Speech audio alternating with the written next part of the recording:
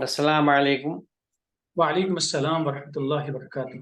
हम आज के सेशन की शुरुआत सूरह आले इमरान की आयत नंबर 169 से करेंगे। चले तारिक साहब बिस्मिल्लाह करें। शुक्रिया।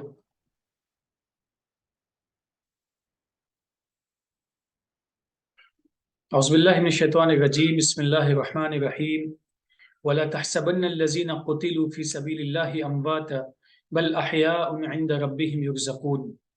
जो लोग फ़ी सबीलिल्लाह कत्ल कर दिए गए उनको तुम कभी मुर्दा न समझना, बल्कि वो अपने रब के नज़दीक जिंदा हैं, उन्हें रिज़्क़ दिया जाता है। यहाँ पे इस आयत को बहुत ही मुख्तसर तौर पे इस तरह से समझा जा सकता है कि जो लोग अल्लाह के हुक्म बजा लाने के लिए, यानी जो भी उसके अवामिर व नवाही हैं उनके लिए स्ट्रगल करते हैं और मेहनत व मशक्क़त करते हैं और उसमें उनकी ज़िंदगी वो खपा देते हैं, तो उनको इस बात से मुतमईन रहना चाहिए कि अल्लाह ताला उन्हें बेहतरीन अज्र देने वाला है। और इसकी बहुत सारी मिसालें भी हो सकती हैं। कई मरतबा हम लोग ज़िंदगी में कई मरतबा ऐसी सिचुएशंस आती हैं जहाँ पे हमें लगता है कि हम सही बात पे जमना, मिसाल के तौर पे सच बोलना, एक छोटी-सी मिसाल है, हालाँकि बात बहुत बड़ी है, सच बोलना है। मज़ाक में भी हम झूठ बोल देते हैं, एंटरटेनमेंट के लिए झूठ बोल देते हैं, लेकिन अगर अपने आप पे हम ये लाज़िम कर लें कि हमें हमेशा सच बोलना है, या यूँ दूसरी एक मिसाल हो सकती है कि अगर किसी ने हमें अज़ियत पहुँचाई या हमारे सेंटिमेंट्स को हर्ट किया, उस वक़्त हमें एहराज़ करना है।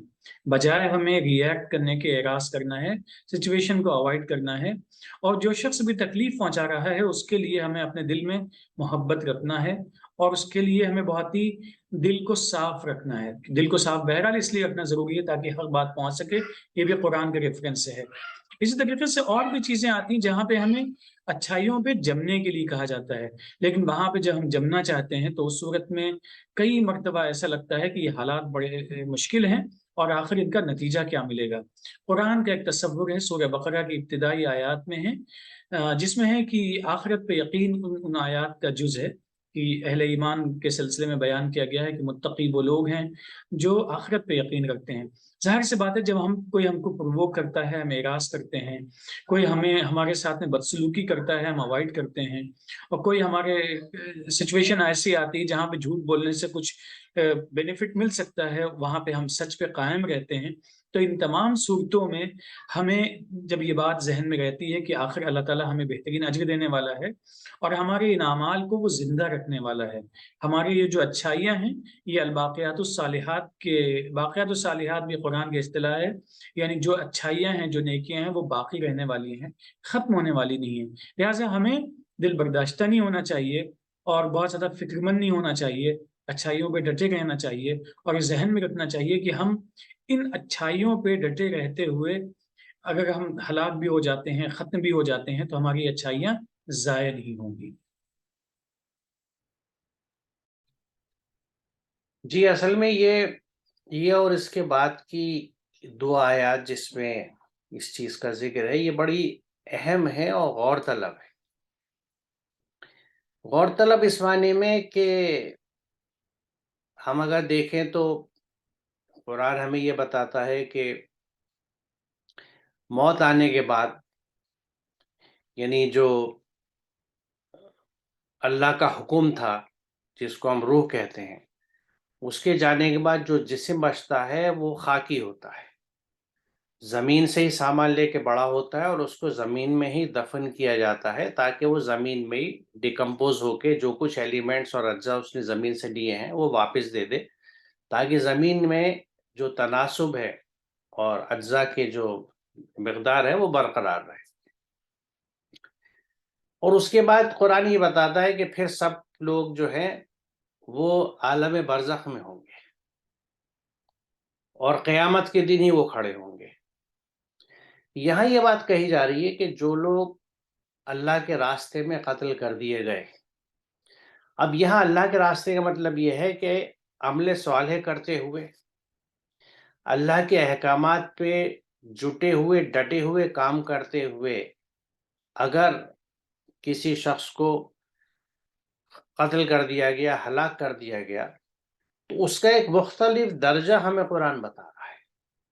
अच्छा, इसमें ये बात भी ज़हन में रखनी चाहिए कि फ़ी सबीलिल्लाह, यानी अल्लाह के रास्ते में, अल्लाह का रास्ता क्या है? अल्लाह के अहकामात का इम्प्लीमेंटेशन। اللہ کے احکامات کو قائم کرنا، ان کا فیسیلیٹیٹر بن جانا، وہ اللہ کے راستے کی جد و جہد ہے۔ مثال کے طور پر اگر اللہ کا حکم یہ ہے کہ علم حاصل کیا جائے اور اللہ کی آیات کا علمی احاطہ کیا جائے، تو کوئی اس میں جٹا ہوا ہے اور اس کیفیت میں قتل کر دیا گیا، کوئی احسان کی روش پہ، کوئی مدد کی روش میں، یعنی کسی بھی اللہ کے احکامات پہ، کسی بھی عمل صالح پہ چلتے ہوئے کوئی شخص اگر قتل کر دیا گیا، ہلاک کر دیا گیا، تو اس کے لیے قرآن یہ کہتا ہے کہ تم انہیں مردہ نہ سمجھنا، یعنی دے آر ناٹ ڈیڈ۔ اب اس میں ایک چیز ہم اپنی سمجھ سے، یعنی جو ہم، کیونکہ ہم ان چیزوں کو اپنے ہی فہم اور عقل کے دائرے میں سمجھ سکتے ہیں، کیونکہ اس سے باہر ہمارے پاس کچھ ہے بھی نہیں اور ہمیں کوشش بھی نہیں کرنی چاہیے۔ تو اس میں ایک چیز یہ ہم کہتے ہیں کہ جو لوگ اچھے راستے میں ہلاک ہوتے ہیں، جن کو اکثر ہم شہید بھی کہہ دیتے ہیں، وہ امر ہو جاتے ہیں، کیونکہ ان کی اچھائیاں باقی رہتی ہیں، ان کا ذکر باقی رہتا ہے، لوگ ان کی زندگی سے ہدایت لیتے ہیں، نصیحت لیتے ہیں، اور بچوں کو ان کے بارے میں بتایا جاتا ہے تاکہ بچوں کو موٹیویشن ملے کہ کیسے کیسے لوگ تھے جو کتنی خدمت کرتے ہوئے چلے گئے۔ ایسے لوگوں کا ذکر جو ہے وہ ہمیشہ قائم ہے، زندہ ہے۔ تو یہاں تک یہ بات ہماری فہم میں آ رہی ہے کہ اچھا شاید اس وجہ سے انہیں مردہ نہیں سمجھتے۔ اس سے آگے کی جو بات ہے، بلکہ وہ اپنے رب کے نزدیک زندہ ہیں، انہیں رزق دیا جاتا ہے۔ اب یہاں دو چیزیں پتہ لگتی ہیں۔ ایک بات یہ ہے کہ وہ اللہ کے نزدیک زندہ ہیں، اس کا مطلب یہ ہے کہ ان کی زندگی کا کوئی ایسا یہ لیول ہے جس کو انسان نہیں سمجھتا، جس سے انسان واقف نہیں ہے۔ کیونکہ یہ میں اس وجہ سے بھی کہنا چاہوں گا کہ اوریجن آف لائف جو ہے، یعنی زندگی کی شروعات زمین پہ کیسے ہوئی، یہ میرا پسندیدہ ٹاپک رہا ہے، اور میں نے، کیونکہ بی ایس سی کے کورس میں تھا ہمارے یہاں، تو میں نے اس کو برسوں پڑھایا اور اس پہ بہت پڑھا ہے اور مجھے بہت پسند ہے۔ تو جب ہم زندگی کی تلاش زمین سے باہر کرتے ہیں، جس کو ایکسٹرا ٹیریسٹریل لائف کہا جاتا ہے، تو اس کے لیے میں نے ہمیشہ ایک، یعنی ڈسکلیمر یہ بات کہی کہ ہم جس زندگی کو جانتے ہیں اسے تلاش کر رہے ہیں، کیونکہ ہم یہ نہیں کہہ سکتے کہ زندگی کی کتنی اقسام ہیں اور ہم سب کو جانتے ہیں، نہیں جانتے ہیں، بلکہ زندگی کی کتنی اقسام اس دنیا میں موجود ہیں ابھی ہم ان تک کو بھی نہیں جانتے۔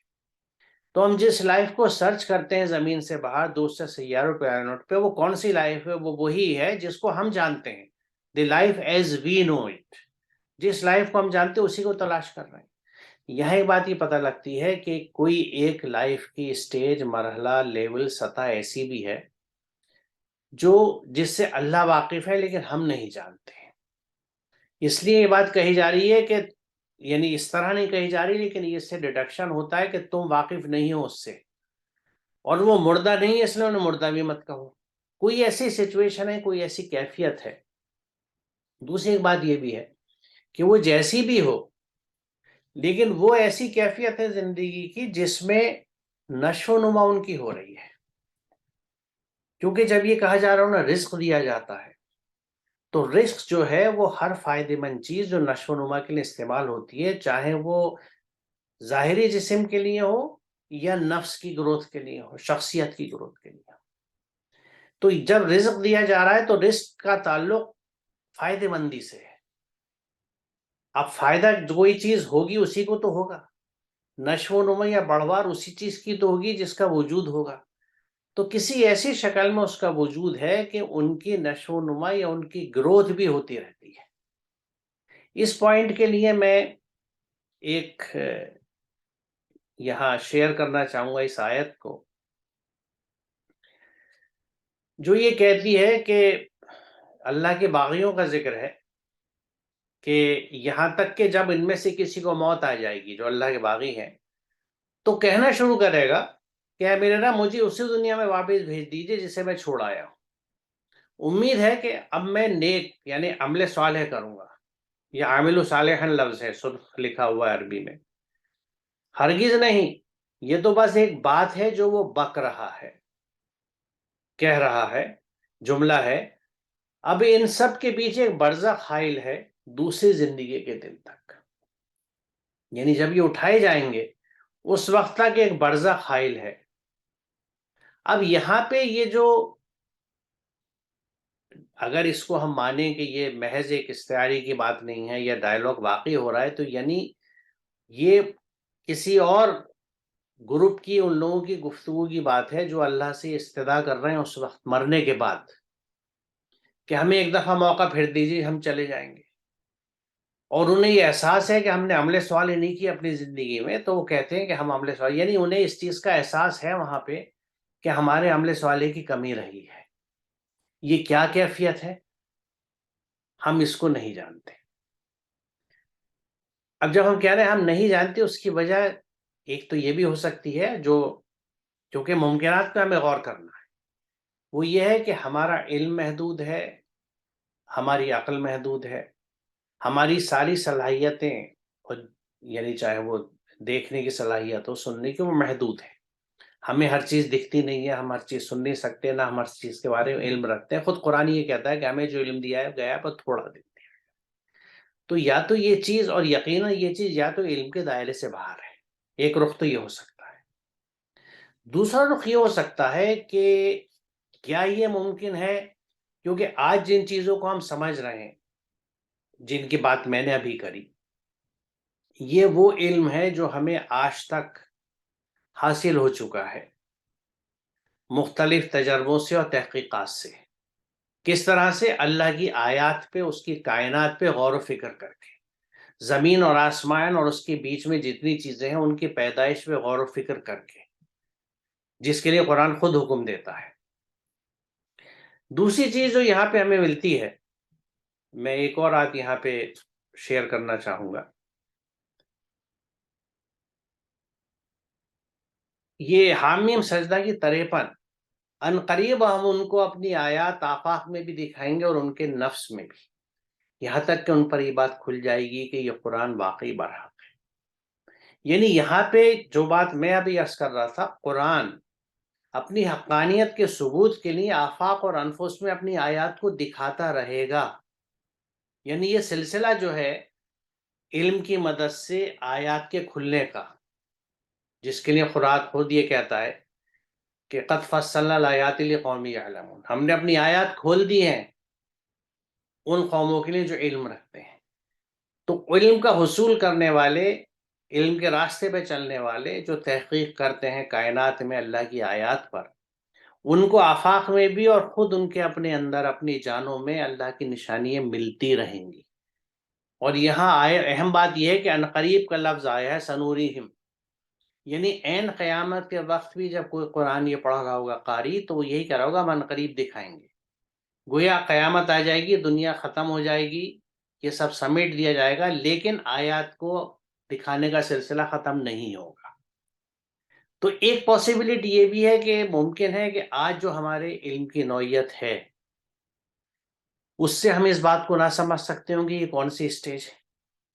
کل کو جب علم اور ترقی کرے اور اس علم کی مدد سے لوگ قرآن کی آیات کو سمجھے، کیونکہ یہ بات میں پہلے بھی کہہ چکا ہوں کہ بہت سی چیز ایسی تھی، مثال طور پہ جو قرآن میں ہے کہ قسم ستاروں کی مواقع کی، اور اگر تم جانو تو یہ ایک بہت بڑی قسم ہے، یہ بھی قرآن کی حقانیت سے ریلیٹڈ ہے۔ تو یہ سیلیشل پوزیشن جو ہے، یقیناً 1400 سال پہلے جب یہ ریویل ہوا تھا نہیں تھی لوگوں کو معلوم، لیکن آج جب سائنس اینڈ ٹیکنالوجی کی ڈیولپمنٹ میں ہمیں سیلیشل پوزیشنز اور پورے کاسموس کی کیفیت معلوم ہوئی ہے، تو ہمیں یقیناً لگتا ہے کہ یہ کتنی اہم چیز ہے۔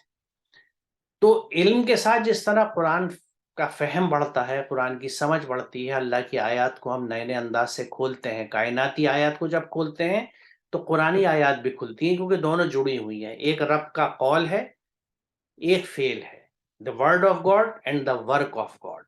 تو ورک آف گاڈ میں بھی کائنات میں جب ڈسکوریز ہوتی ہیں تو وہ قرآن سے ریلیٹ ہو جاتی ہیں، اور قرآن کو سمجھ کے جب کائنات میں لوگ تحقیق کرتے ہیں تو وہ چیز وہاں مل جاتی ہے، کیونکہ دونوں کے بیچ میں ایک میل ہے اور سینرجی ہے، کوئی ٹکراؤ نہیں ہے کسی طرح کا۔ تو ایک رخ یہ بھی ہے کل کے آنے والے علم کی مدد سے ہم اس رخ کو سمجھ سکیں۔ یہ میں بات اس لیے بھی کہہ رہا ہوں کہ کسی بھی وقت میں کوئی یہ کلیم نہیں کر سکتا کہ میں نے یا ہم نے قرآن کو مکمل طور سے سمجھ لیا اور اس کا فہم ہمیں آ گیا۔ قرآن ہر دور کی کتاب ہے، اور ہر دور کے علم کی مدد سے جب اس کو سمجھا جائے گا تو نئے نئے نکات سامنے آئیں گے، اور اس وقت کے مسائل کا حل انہی نکات میں اور اسی جگہ پوشیدہ ہوگا.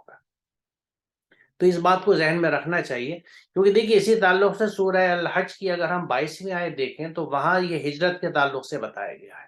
وہاں ایک اضافہ ہے کہ جن لوگوں نے فی سبیل اللہ ہجرت کری اور وہ قتل کر دیے گئے یا ان کو موت آ گئی، یہ اضافہ ہے اس آیت کے مطلب یہاں صرف قتل کی بات ہے، ان کو اللہ بہترین رزق دے گا.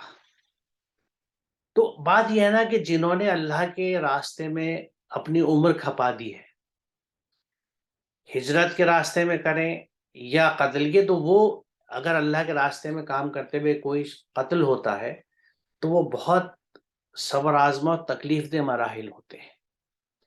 تو جو شخص اللہ کی محبت اور اس کے احکامات کی اتباع اس درجے تک لے جاتا ہے جو ایسا لگتا ہے کہ شاید بندگی کا بہت بلند درجہ ہوگا، تو یقیناً اس کے لیے اسپیشل، کیونکہ اللہ کے انصاف ہے، اسپیشل مراتب اور اسپیشل مراحل ہوں گے جن کا یہ اشارہ دیا جاتا ہے کہ ان کو مردہ نہ سمجھنا. ان کی یعنی ہلاکت کے بعد بھی ان کی نشو و نما جاری ہے. اور اگلی دو آیتوں میں اس کے کچھ اور پوائنٹس آتے ہیں، میرے خیال میں ان کو آپ لے لیں تو پھر اس کو ہم وائنڈ اپ کر سکتے ہیں اس نقطے کو. یہ مناسب ہے بالکل. لیکن ڈاکٹر صاحب یہ آپ نے جیسے کہ فرمایا، یہ واقعتاً ایک اہم چیز ہے کہ ہمیں اپنی سمجھ کو یہی آخری سمجھ نہیں سمجھنا چاہیے کہ جتنی بھی علمی چیزیں ہیں وہ بس آخری ہے، انتہا ہے، اس کے بعد کچھ نہیں ہے. ابھی ہم پچھلے چند دہائیوں میں ہم دیکھیں جس طریقے کے ڈیولپمنٹ ہوئے ہیں وہ شاید پچھلی کئی صدیوں میں نہیں ہوئے تھے جی جتنے ابھی حال فی الحال ہو گئے ہیں. اور جتنے ابھی سردست امیڈیٹ ابھی ہمارے اس صدی میں ہو رہے ہیں، اس صدی کے آخر پہلے ابھی ایجز جو ہمارا چل رہا ہے اس میں دہائی اس میں اتنے ہو گئے ہیں کہ ہم تصور انسان نہیں کر سکتا تھا پہلے. لہٰذا ہمیں یہ باب کھلا رکھنا چاہیے، دروازہ کھلا رکھنا چاہیے کہ جو حالات آئیں گے، جیسا علم ہوگا، جیسے ترقی ہوگی، ترقی کیا یعنی جیسی فہم ہوگی، ترقی تو بہرحال اپنی جگہ پہ فہم جیسی ہوگی ہماری، اس کے لحاظ سے ہمیں چیزیں اور بہتر انداز میں سمجھ میں آئیں گی. خیال ہے برزخ کیا ہے، کیسے لوگ زندہ ہیں، کیسے. آپ نے صحیح فرمایا، کیونکہ یہ جو نالج ایکسپلوژن ہے اب، بلکہ نالج سونامی ہے میں سمجھتا ہوں. اس میں ہم یہ دیکھیں کہ اس پھیلتے ہوئے علم پہ کتنی ہم نے قرآن پہ مطالعہ کرا اور اس کے فہم کے لیے اس کو اپنایا اور اس پہ لاگو کیا، یعنی اس کو کتنا ایک ٹول کے طور پہ ہم نے استعمال کیا ہے. تو یہاں ہم بہت، جسے کہتے ہیں نا we have been found wanting, ہم بہت پیچھے چل رہے ہیں. کیونکہ علوم کی مدد سے قرآن کو سمجھنا، کیونکہ قرآن جب کہہ رہا ہے نا قد فصلنا الآیات لقوم یعلمون، ہم آیتوں پہ سے ایسے ہی نہیں گزر سکتے. اس آیت پہ ذرا رک جائیے، سوچئے کیا کہہ رہی ہے. قرآن کن پہ کھل گیا، آیتیں کس پہ کھل گئی؟ جو علم والے تھے. تو اب علم، اس کے لیے مطلب ہے کہ ہمارے پاس بھی لیٹسٹ علم ہونا چاہیے، اس علم کی مدد سے ہم قرآن کا احاطہ کریں علمی، جو سورہ نمل 83-85 میں ہے کہ فَكَذَّبْتُمْ بِآيَاتِي وَلَمْ تُحِيطُوا بِهِ عِلْمًا مَاذَا كُنتُمْ تَعْمَلُونَ، تم نے میری آیتوں کو جھٹلا دیا بنا ان کا علمی احاطہ کیے. اگر تم یہ نہیں کر رہے تھے تو کیا کر رہے تھے؟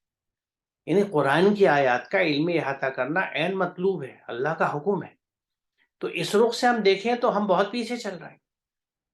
کن علوم سے ہم روشنی میں قرآن کو سمجھنے کی کوشش کر رہے ہیں، اس طرف تو یعنی باقاعدہ یہ ابھی جہد شروع نہیں ہوئی. ہمارے یونیورسٹیوں میں، اداروں میں اس طرح کے شعبے نہیں کھلے، وہ ڈپارٹمنٹس نہیں کھلے جو علوم کی مدد سے قرآن کو، اس طرف توجہ ہی نہیں ہے ابھی. تو یہ چیز، لیکن بہرحال جو جہاں جتنا کر سکتا ہے، اور اس لیے لیکن اتنا تو ہم مانیں گے کہ علوم کی مدد سے آگے کچھ پتہ نہیں کتنی اور آیتیں کھلیں، کیونکہ اگر ایسا نہ ہوتا تو حامیم سجدہ 53 کی جو ابھی یعنی آیت دکھائی کہ ہم عنقریب ان کو دکھائیں گے، تو یہ سلسلہ کیسے چلے گا؟ اللہ دکھائے گا، اب ہم نہ دیکھ پائیں، ہماری آنکھیں بند ہوں تو الگ بات ہے، لیکن جو دیکھ سکتے ہیں وہ کچھ نہ کچھ قرآن کی حقانیت کو سمجھیں گے. But we will be failing in our duties as we have been failing for the last 1000 years. 1000 سال سے ہم نے ان علوم کو کنارے رکھ دیا ہے اور نہ ان کو سیکھتے، اور قرآن سے ان کو جوڑنا، ان کی روشنی میں قرآن کو سمجھنا تو کہیں آس پاس بھی نہیں ہے. یہ کہیں آرگنائز ایکٹیویٹی کسی ملک میں، شعبے میں، ڈپارٹمنٹ میں، یونیورسٹی میں نہیں دکھتی. انڈیویجول ایفرٹس ہیں جو لوگ کر رہے ہیں. میں سمجھتا ہوں کرتے رہیں گے جب تک کہ ایک آرگنائز ایفرٹ شروع نہ ہو. چلیں آگے چلتے ہیں.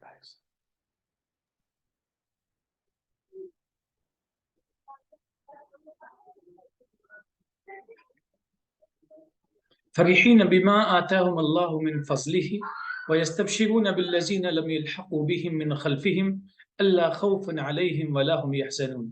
اللہ نے اپنے فضل سے انہیں جو دیا اس سے وہ خوش ہوتے ہیں. بعد کے لوگوں میں سے جو ابھی ان تک نہیں پہنچے ان سے ملنے کے خیال سے وہ خوش ہوتے ہیں کہ ان پر کوئی خوف نہیں ہوگا اور وہ غمزدہ نہیں ہوں گے. یستبشرون بنعمت من اللہ وفضل وان اللہ لا یضیع اجر المؤمنین. وہ اللہ کی جانب سے ملنے والی نعمت اور فضل سے خوش ہوتے ہیں اور بے شک اللہ مومنین کے اجر بدلے کو ضائع برباد نہیں کرتا ہے.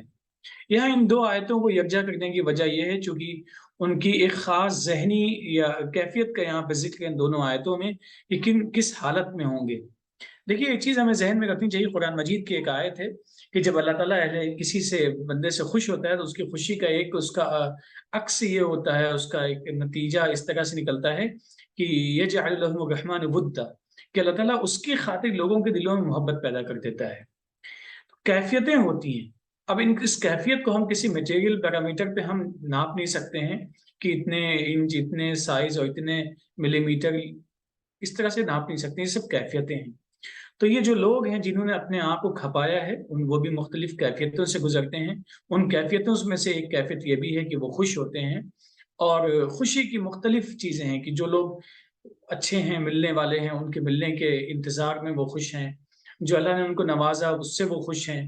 اللہ نے ان کو جو بدلہ دیا ہے اس سے وہ خوش ہیں.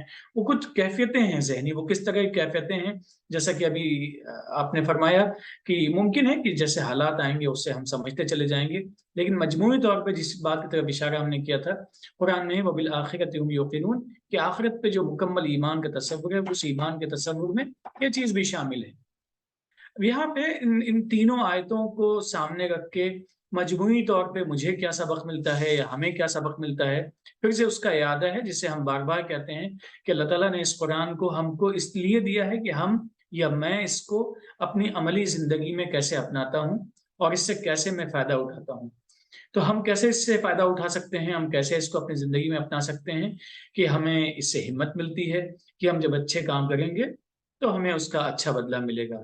جو فرحین کی کیفیت ہے کیفیت سے ہم بھی سرشار ہوں گے، ہم بھی مطمئن ہوں گے. اور اطمینان قلب کی جو کیفیت ہے اس سے بڑا کوئی ریوارڈ زندگی میں ہو نہیں سکتا ہے. اس میں دیکھیے شروع میں جو بات کہی گئی ہے اللہ نے اپنے فضل سے انہیں جو دیا ہے اس سے وہ خوش ہوتے ہیں. تو فضل اللہ کی جانب سے اور ان کو خوش ہونا اس بات کی نشاندہی کر رہا ہے کہ وہ یعنی جنت کی طرف پہنچ گئے.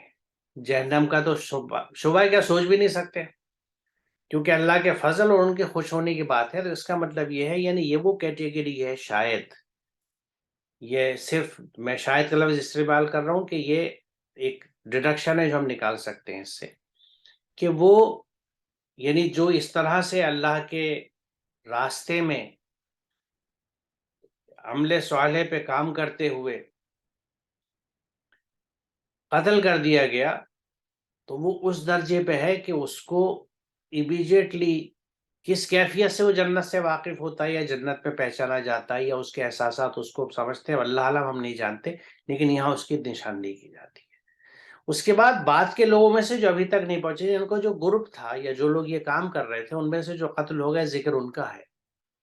لیکن جو یعنی شہید نہیں ہوئے اس مرتبے پہ نہیں آئے لیکن وہاں ان میں سے بچے جنہوں نے وہ عمل صالح تکمیل کو پہنچایا اور مصلحین میں سے رہے کیونکہ انہوں نے اصلاح کری، کسی فساد کا سدباب کیا، کسی فساد کو انہوں نے کنٹرول کیا. تو ان سے ملنے کی خواہش سے یا ان سے ملنے کے بعد سے وہ خوش ہوتے ہیں کہ وہ بھی اسی جگہ آئیں گے اور ان پر کوئی خوف نہیں ہوگا اور وہ غمزدہ نہیں ہوں گے. یعنی چونکہ انہوں نے ایک فساد کا سدباب کر دیا تھا لہٰذا اب جو سیٹ اپ وہاں پہ ہوگا اس میں ان کو دنیا میں بھی خوف نہیں ہوگا اور غمزدگی نہیں ہوگی کسی طرح کی، اور یہاں آئیں گے تو اس کی انہیں خوشی ہوتی ہے.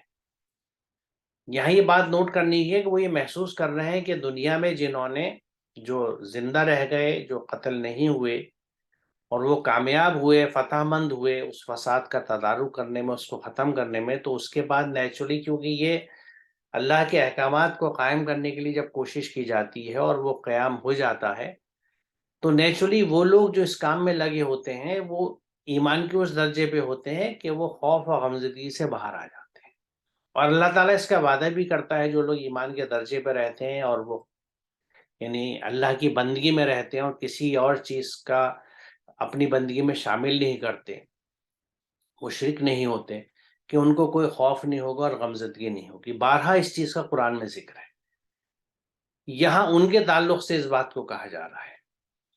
اور اس کے بعد پھر اگلی آیت جو تھی 171، جس میں اسی بات کا اعادہ ہے کہ وہ اللہ کی جانب سے ملنے والی نعمت و فضل سے خوش ہوتے ہیں۔ اب اس میں ان کا جو آپریٹو پارٹ ہے، جیسا آپ نے کہا کہ ہمیں کیا سبق لینا ہے، یقیناً ایک سبق تو یہ لینا ہے کہ اللہ کے راستے میں فی سبیل اللہ جو لوگ کوشش کرتے ہیں اور عمل صالح میں لگے رہتے ہیں، تو وہ اگر اس میں اپنی جان کھپا دیتے ہیں تو بھی دے آر ناٹ لوزرس، کہ سب کس حالت میں کہاں پر کس طرح سے ان کو موت آئی، وہ گھر بار سے اپنے آرام سے گھروں کے سکون سے کتنی دور تھے، ان کا انجام بہترین ہوتا ہے جیسا ہمیں یہاں پتہ لگتا ہے۔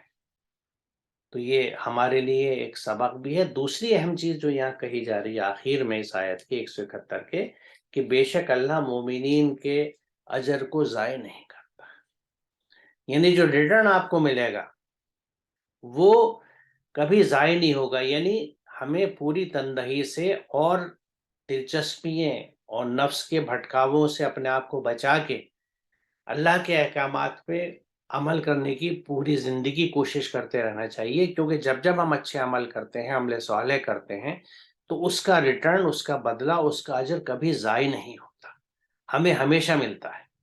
تو ہم یہ یاد رکھنا چاہیے کہ ہمیں اچھے اعمال کرنے ہیں، کیونکہ ہم اللہ کے بندے ہیں اور ہم ایک اچھی زندگی گزارنا چاہتے ہیں، یہاں پہ بھی اور آخرت میں بھی۔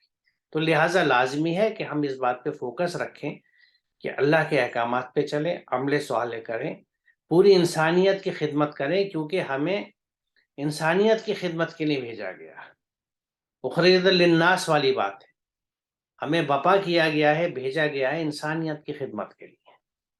ہمارا نام مومن ہونے کے اعتبار سے بھی امن کا ضامن ہے، مسلم ہونے کے ناطے بھی اللہ کے احکامات کی اتباع ہے، اور سلامتی کا میسج ہے، سلامتی کی پرسنالٹی، سلامتی کی شخصیت ہے۔ تو ہمارا نام، ہمارا عقیدہ، ہماری بندگی اس طرف ہمیں بالکل اسٹرانگلی ڈرائیو کرتی ہے کہ وی مسٹ انشور پیس۔